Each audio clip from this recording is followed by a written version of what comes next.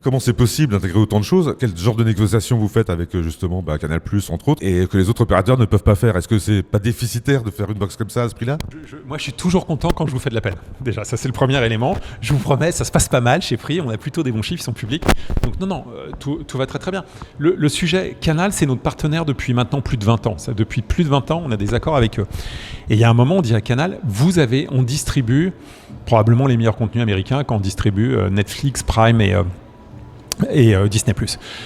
Mais les meilleurs contenus français, on les a pas. Le sport live, on l'a pas. Et donc, est-ce qu'on est capable d'avoir une idée différente? Et en étudiant et en travaillant avec Canal, on s'aperçoit que le gros de la consommation, l'ultra majorité, il ne donne pas de chiffre public, mais pas 100%, mais dans un chiffre très très très très très significatif.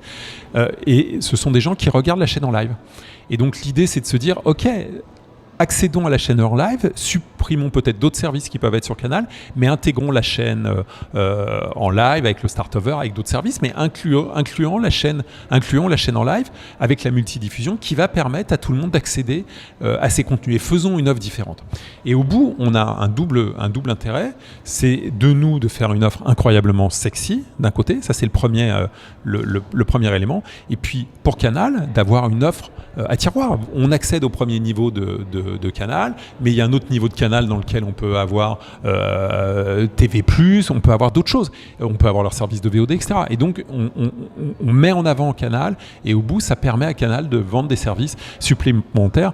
Le terme exact, c'est initialiser une base, c'est-à-dire de donner goût à des gens à Canal qui après ne pourront plus s'en passer. Comme on peut plus se passer de Netflix quand on y a goûté, et bien de la même manière, de plus pouvoir se passer de Canal. Et nous, ça permet d'offrir aux consommateurs une offre complète dans laquelle il y a tous les meilleurs contenus disponibles sur le marché. Alors pas toujours au moment, parce que le live Canal, après le film disparaît de chez Canal, peut revenir en VOD, etc.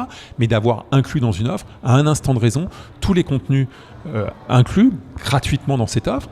Et à côté de ça, on rajoute toujours notre service de VOD avec 500 films. Enfin, on remet ça. Et donc, on a une offre super complète, volontairement super complète, à un rapport qualité-prix. Donc ça fait en valeur absolue une box plus chère, mais avec un rapport qualité-prix incroyable. Et c'est ce qu'on aime faire. C'est comment on est capable d'apporter une différenciation à nos abonnés et aux gens qui nous suivent, pour les nouveaux abonnés et puis pour les anciens abonnés qui ont envie de migrer vers cette offre.